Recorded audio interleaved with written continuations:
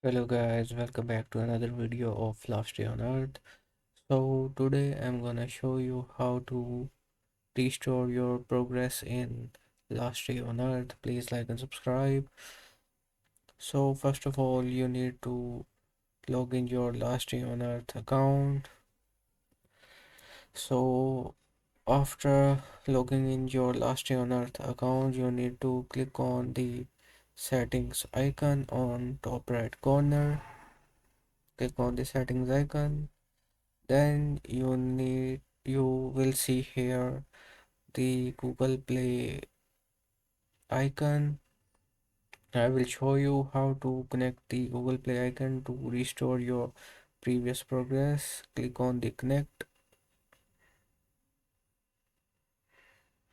Then in my case, my account is already connected. It will ask you to restore your previous progress.